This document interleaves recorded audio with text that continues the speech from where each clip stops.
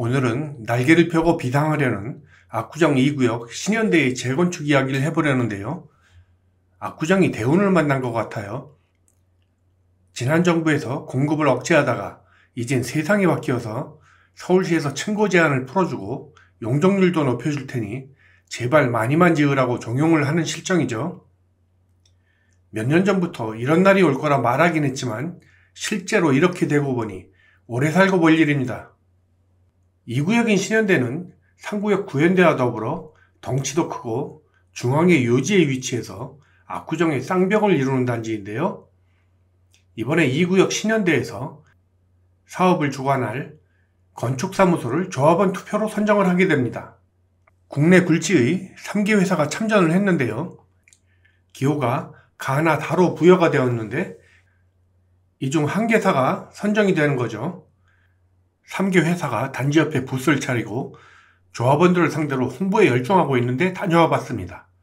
어떤 회사가 가장 멋진 제안을 했을까요? 첫 번째는 사무종합건축사무소인데요. 단지 가칭을 A151이라 했네요. 여기가 압구정로 151번지죠. 이걸 따서 이름을 지은 것 같아요. 물론 이건 가칭입니다. 두 번째는 지명도에서는 앞서는 ANU와 SMDP인데요. 서울의 유명 단지에 관여를 많이 했죠. 단지 명칭은 클라우드9이라 호칭을 했고요. 세 번째는 DA 건축인데요. D 오리진 아페제라 호칭을 했고 불어 발음 같아요. 압구정 재건축에서 이기는 건축사나 시공사가 앞으로 오랫동안 아파트 시장을 주름잡게 될 것으로 보이기 때문에 사생결단으로 달려드는 현장인이 많지 상상 가능한 모든 요소들이 동원됐다고 보시면 되는데요. 회사들에서 제시하는 디테일이나 제공하는 동영상들은 그렇게 큰 의미가 있다고 생각하지는 않습니다.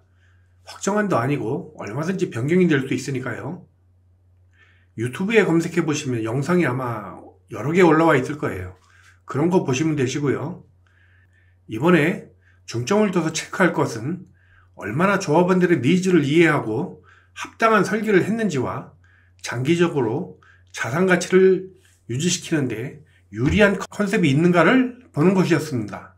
이번 압구정의 설계안들을 보면서 조합원들이 10억짜리 정도 되는 로또에 당첨됐다는 생각이 들었는데요.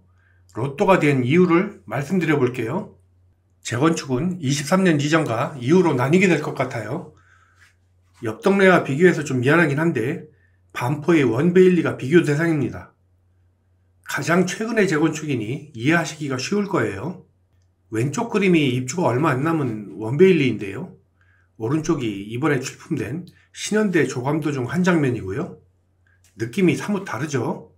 밀도가 벌써 많이 다르지 않습니까? 원베일리는 대지 면적이 36,239평이고 세대수는 2,990세대예요. 신현대는 42,859평에 2,500에서 2,600세대죠.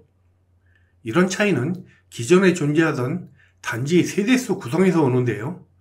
원베일리가 재건축 전에 19평, 24평, 30평, 32평, 33평, 36평 등 중소형이 64%였어요. 신현대는 35평이 제일 작은데 그 비율이 47%였고요.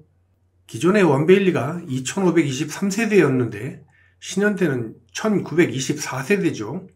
신현대가 땅은 15.5% 더 큰데 세대수는 600세대가 적거든요. 그러니 당연히 같은 방식으로 재건축을 하더라도 사업성이 좋을 수밖에 없고 단지가 쾌적할 수밖에 없어요. 게다가 이번엔 서울시의 스탠스가 크게 변하면서 층고를 50층까지 허용을 하고 일부에서는 70층 얘기도 나오거든요. 이번에 건축사무소들도 49층 안 외에 69층 안도 예비로 준비하고 있는 걸 볼 수 있었어요. 70층은 안 되고 49층만 가더라도 신현대 조합원들은 10억짜리 로또 당첨된 것 같다는 말이 나오는 이유가 이건데요. 그림을 보면 대로변 쪽 3개동은 임대나 일반 분양이거든요. 여기는 24층에서 28층 건물인데요. 단지 안쪽 주동 6개는 모두 49층 건물이고요. 실제 조합원들이 분양받을 아파트들이죠. 예전 방식대로 재건축을 하더라도 입지나 단지 쾌적성에서 원베일리가 신원대의 상대는 아니에요. 이 왼쪽과 오른쪽 그림을 비교해 보세요. 예전 서울시의 태도는 용적률을 300%를 꽉 채워주더라도 건폐율도 20%를 반드시 채우라 강요를 했거든요. 건폐율이 20%라는 건 그만큼 지을 수 있다는 권리인데요. 반대로 말하면 20%보다 적게 짓는 건 내 권리인데 지난 서울시는 권리를 의무로 바꿔버린 거죠. 층고를 제한하려고 건폐율을 20%를 맞추려 하니 건물을 여러 채 세워야 하고 23개동 전체 평균 층고가 25층밖에 안 되는 거예요. 당연히 동간 간격이 줄면서 조망이 덜 나오고 프라이버시 측면은 늘었죠. 단지와 각각 특성들이 있으니 사업성이 다를 수밖에 없는데 그걸 제외하고 이번에 층고가 높아지고 건폐율은 줄면서 동간 간격이 엄청 늘어나면서 생긴 이득이 세대당 10억짜리 로또라는 거예요. 성냥갑에서 벗어나서 비로소 제대로 생긴 단지가 들어서는 거니까요. 이번에 3개 부스를 다 둘러봤는데요. 건물의 디자인이나 재질, 커뮤니티의 종류나 구성 같은 건 크게 눈여겨보지 않았습니다. 왜냐하면 그건 다 돈과 연관된 거거든요. 돈을 많이 주면 커지고 많아지고 고급이 됩니다. 그거 다 조합원들이 내거나 돌려받아야 할 돈에서 빠지는 거예요. 세상에 아무리 압구정이라고 어느 건설사가 미치고 지어주겠습니까? 그런 디테일들은 나중에 본 설계가 확정이 되고 계약할 때 잘 생각해서 결정하면 되는 거예요.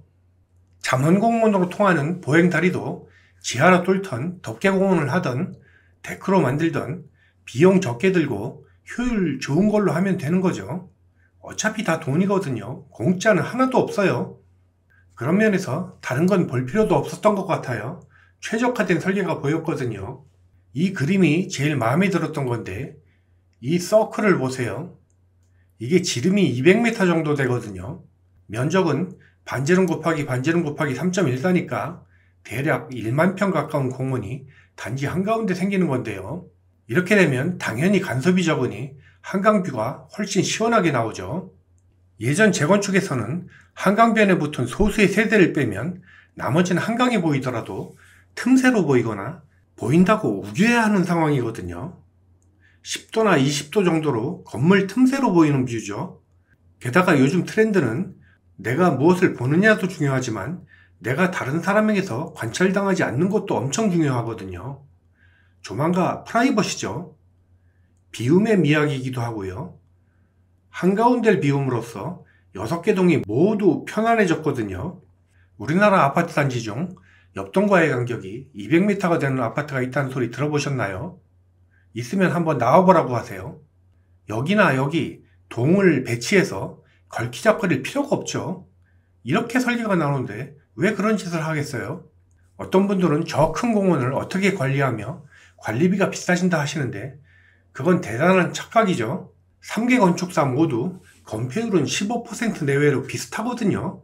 나머지 85%는 모두 녹지거나 통로예요. 이러나 저러나 관리해야 하는 녹지 비율은 비슷하다는 얘기예요. 차라리 모여있는 게 관리하는 게 더 쉽지 흩어져 있는 거 관리하는 게 쉽겠어요? 그리고 비용이 더 든다 하더라도 여기가 재건축되고 나면 평당 2억은 갈 텐데 40평만 해도 80억이잖아요. 그런데 살면서 관리비 몇만 원 아끼면 사람들이 웃죠.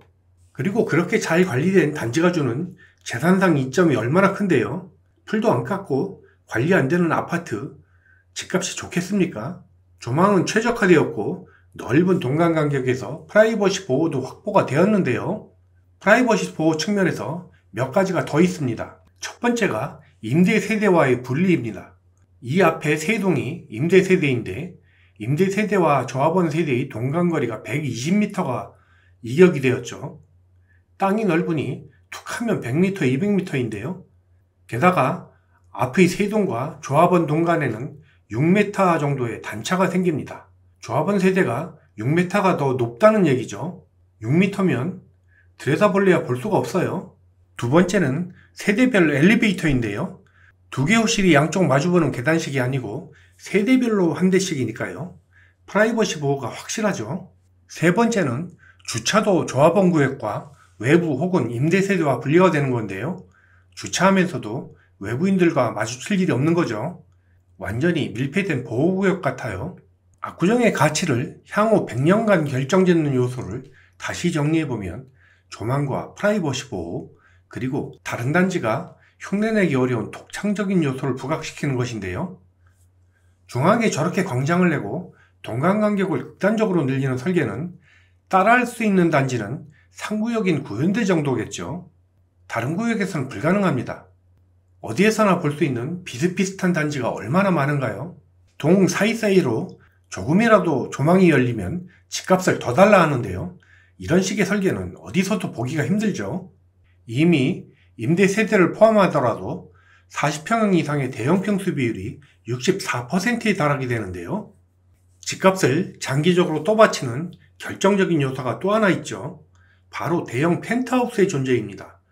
이것이 왜 중요한가 하면 최근 거래 절벽일 때도 반포 지역 단지들 펜트하우스나 청담동 하이엔드급 주택 혹은 한남 더힐이나 나인원 한남 같은 주택들은 가격이 떨어지는 낌새도 없었죠. 소위 대한민국 0.01%라 하는 연예인이나 스포츠스타 혹은 기업의 회장님들이 찾아 들어오는 단지는 가격이 떨어지질 않아요. 일반인들에게는 위화감이 들지만 한강변을 일선에서 파노라마로 직조망하는 초대형 평수들은 존재 그 자체만으로도 단지의 가치를 높여주죠. 전용이 146평에 서비스 면적이 194평으로 전체가 340평이에요. 작년에도 청담동의 초대형이 350억에 팔렸잖아요. 96평형 또한 전체가 153평으로 되어 있는데 향후엔 압구정에 1천억짜리 주택이 탄생할 수 있어요. 이것은 매우 중요한 요소입니다.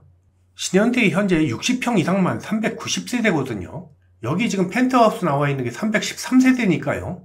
조합원 중 높은 확률로 펜트하우스 가져갈 수 있겠죠. 총평으로는 서울시 자세가 큰 폭으로 변화하면서 기존의 계획에서 많은 조합원들이 조망이 안 나오던 것이 우려가 해소가 되었으니 다툼이나 불만이 크게 줄어들고요.